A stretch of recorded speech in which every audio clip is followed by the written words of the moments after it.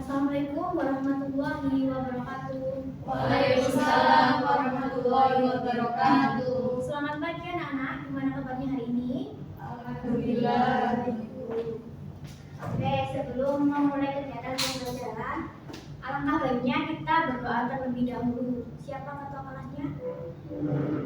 Saya Oke, Mbak Niha silakan dipimpin. baik teman-teman, sebelum kita memulai pembelajaran pada pagi hari ini, alangkah lebih baiknya kita berdoa sesuai dengan yang kita masing-masing. Oke, baik. Sebelum memulai pelajaran, Ibu mau absensi terlebih dahulu ya.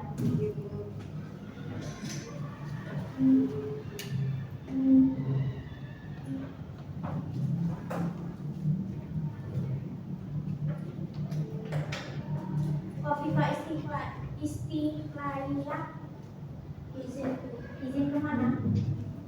Itu telah ya. Dianisa Cahya hadir. Zahratul Ilmiah Hadir. Alifa Iza Tarita Rahman hadir. Mutimatus hadir. Nihayatus Hadir. Muhammad Hildan Izin dulu. ada Dwi. Hadir. Oke, baik. Di sini Bu mau bertanya, apakah kalian ada yang ingat materi minggu kemarin? Tentang geografi dulu. Oke, benar. Tentang geografi kita membahas tentang tata letak Indonesia di garis bujur timur, bujur lintang, kayak gitu ya. Nah, sekarang kita akan membahas tentang interaksi sosial. Di sini siapa yang mengerti apa itu arti interaksi sosial? Angkat tangan. Oke, Mbak Muti silakan. Hubungan antara individu dengan individu atau individu dengan kelompok maupun kelompok dengan kelompok. Oke, betul. Interaksi sosial adalah hubungan individu dengan individu, individu dengan kelompok maupun kelompok dengan kelompok. Interaksi ini harus ada ketika kita beraktivitas di lingkungan masyarakat. Nah, di sini Ibu akan menjelaskan tentang syarat-syarat dan bentuk-bentuk interaksi sosial. Syarat-syarat interaksi sosial ada dua, kontak sosial dan juga komunikasi. Kontak sosial berarti ketika kita berbicara di depan, Ibu berbicara di depan namanya kontak sosial secara langsung. Kalau Ibu menelpon Mbak Muti namanya interaksi sosial tidak langsung. Jadi kontak sosial ada apa tadi? Langsung dan tidak langsung. Oke, pintar. Yang kedua ada bentuk komunikasi. Ketika kita sudah berkontak sosial maka kita harus Komunikasi. komunikasi juga ada dua, verbal dan nonverbal. Oke. Selanjutnya ada bentuk terjadinya interaksi sosial, ada asosiatif dan juga disasosiatif. Di sini siapa yang bisa membedakan apa itu interaksi asosiatif dan disasosiatif? Oh, saya Bu. Oke, silakan. Kalau asosiatif itu proses atau hubungan yang melibatkan kerjasama. Kalau yang disosiatif itu proses atau hubungan yang melibatkan konflik atau persaingan. Oke, tepuk tangan untuk Mbak Dianisa. Oke, Ibu pertegas lagi ya. Jadi perbedaan asosiatif itu persatuan. Kalau disasosiatif perpecahan. Oke, singkatnya kayak gitu. Selanjutnya ada macam-macam interaksi sosial asosiatif. Yang pertama, kerjasama. Misalnya di sekolah kita ada liga sepak bola. Nah, itu maka berlomba-lomba untuk memenangkan liga tersebut. Itu namanya kerjasama. Terus yang kedua ada akomodasi. Akomodasi ini upaya untuk meredakan atau menyelesaikan pertentangan. Misalnya Mbak Niha berkonflik dengan Mbak Mutim, maka Mbak Alif sebagai orang penengah untuk menjadi mediasi di antara Mbak Hiha dan Mbak Mutim. Yang kedua ada akulturasi. Akulturasi ini adalah proses percampuran budaya datang ke akulturasi adalah perpaduan dua kebudayaan baru yang datang ke budaya lama, tapi budaya lama itu tidak tertinggal. Terima kasih ya Mbak Mutin.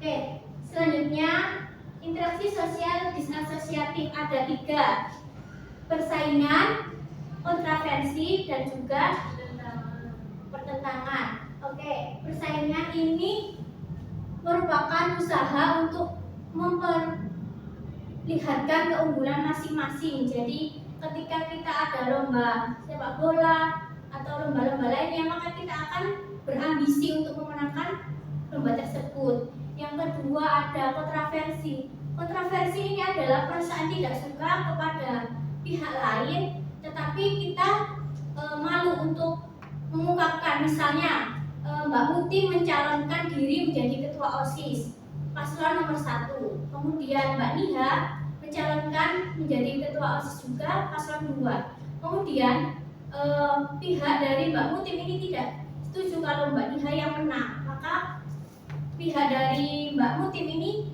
menghasut untuk memilih Mbak Mutim saja, kayak gitu. Terus yang terakhir ada pertentangan atau konflik. Jadi pertentangan atau konflik ini masalah yang sangat krusial. Tadi kan persaingan, kontraversi ini nggak ada ancaman atau itu apa tekanan. Nah kalau konflik ini ada ancaman atau tekanan. Misalnya tadi persaingan, kan ada lomba, misalnya ada suatu pihak yang kalah, itu tidak terima, terus tiba-tiba diajak bertengkar, tawuran kayak gitu. Oke, selanjutnya kita akan menganalisis gambar di bawah ini. Oke, dibacakan dulu ya. Di sebuah kampung, warga mulai kesal karena ada tetangga yang sering membuang sampah sembarangan. Bau tidak sedap menyebar dan selokan pun tersumbat. Lingkungan yang dulu bersih kini jadi kotor dan tidak nyaman.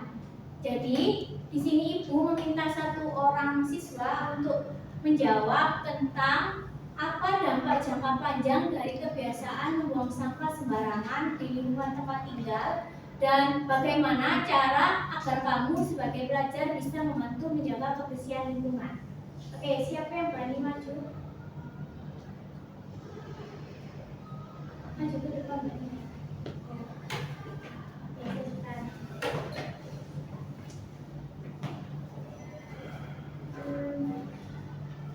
Baik teman-teman, izin menyampaikan pendapat saya terkait dari gambar ini. Menurut saya dampak jangka panjang ini nanti ke ekosistem dan juga saat kita berkegiatan sehari-hari, karena bau yang tidak sedap ini juga mengganggu kesehatan kita juga, baik dari nanti akan ada polusi udara dan juga nanti kuman-kuman yang berdampak dari adanya pembuangan sampah sembarangan ini.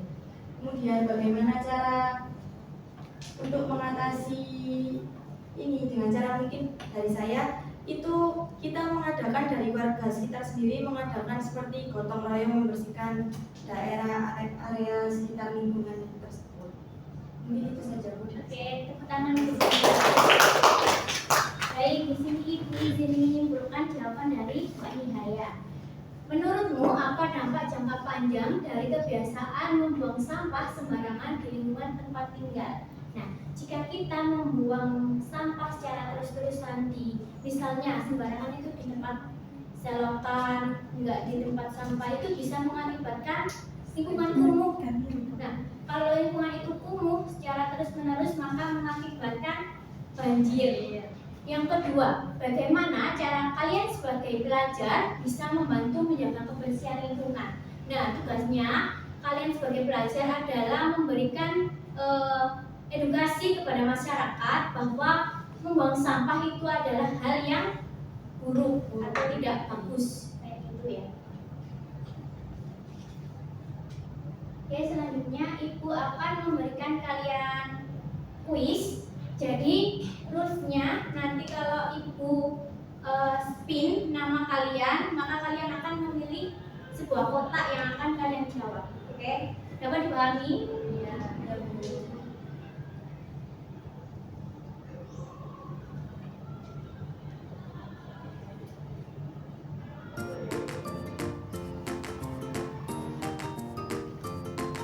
Oke, yang pertama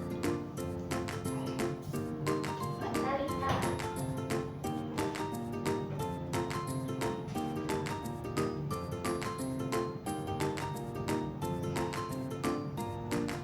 Oke, Mbak Talita memilih nomor berapa? Oke, 8. Proses sosial yang mengarah pada persatuan disebut A. Oke. Oke, benar. Tepuk tangan untuk Mbak Talita. Yang selanjutnya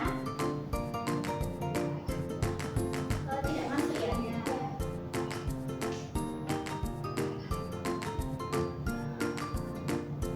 Rudi masuk dalam masuk. Oke, Mbak Alif memilih kotak nomor 1. Oke, nomor 1. Dalam interaksi sosial, berkomunikasi berperan penting karena dia yang menyampaikan pesan dan maksud. Oke, oke, kita teman untuk Alif. Yang selanjutnya, Mbak Dianisa memilih kotak nomor 2. Oke, benar. Dalam interaksi sosial, sikap saling menghormati perbedaan akan menghasilkan keharmonisan dalam. Oke, benar. Tangan Mbak Dianisa. Selanjutnya, Mbak Zahro. Ini nomor berapa? 5. Oke, 5. Proses interaksi sosial yang terjadi ketika seorang meniru perilaku orang lain disebut imitasi. Oke, A. Oke, tepuk tangan. Terakhir. Oke, Mbak Nihaya memilih nomor 15. Oke, 15. Saling sapa antara teman di sekolah termasuk interaksi sosial karena terjadi proses sosial. Oke, oke. Oke, baik, selanjutnya Ibu akan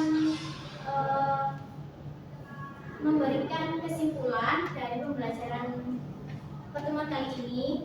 Jadi, interaksi sosial adalah sebuah aktivitas yang harus ada ketika kita beraktivitas di lingkungan masyarakat. Kontak sosial itu termasuk syarat-syarat dari interaksi sosial. Ada 2, yaitu kontak sosial dan juga komunikasi. Terus yang kedua ada bentuk-bentuk interaksi sosial, ada 2 juga, asosiatif dan disasosiatif. Asosiatif dibagi menjadi 3, kerjasama, akomodasi, dan juga akulturasi. Untuk interaksi sosial disasosiatif dibagi menjadi 3 juga, ada persaingan, pertentangan, dan juga konflik. Oke, di sini Ibu mau satu siswa untuk menyimpulkan apa yang telah didapat dari pelajaran hari ini. Oke, Mbak Alif, silakan. Interaksi sosial yaitu hubungan individu dengan individu, individu dengan kelompok, kelompok dengan kelompok. Nah, ada 2 bentuk interaksi sosial, disosiatif dan asosiatif. Asosiatif itu kerjasama, disasosiatif itu pertentangan. Oke, beri aplaus untuk Mbak Alif. Oke, yang terakhir Ibu mau kalian di sini bawa handphone semua. Oke, Di sini Ibu mau memberikan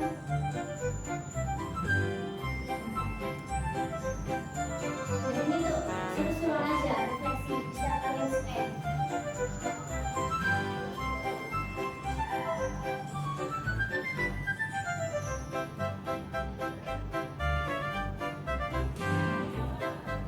Sudah semua?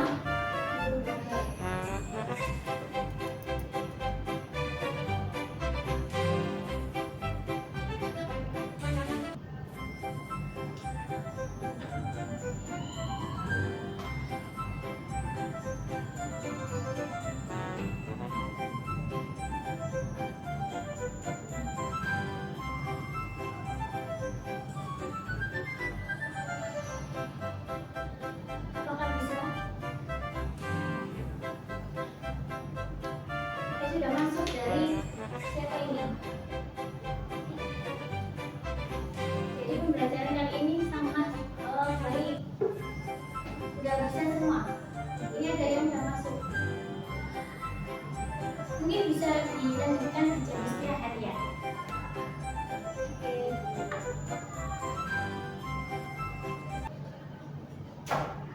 Jangan lupa dikerjakan ya PR-nya untuk membuat mind map. Sekian pembelajaran pada pagi hari ini membahas tentang interaksi sosial. Jadi di rumah kalian baca-baca lagi ya. Oke, sekian. Wassalamualaikum warahmatullahi wabarakatuh. Waalaikumsalam warahmatullahi wabarakatuh.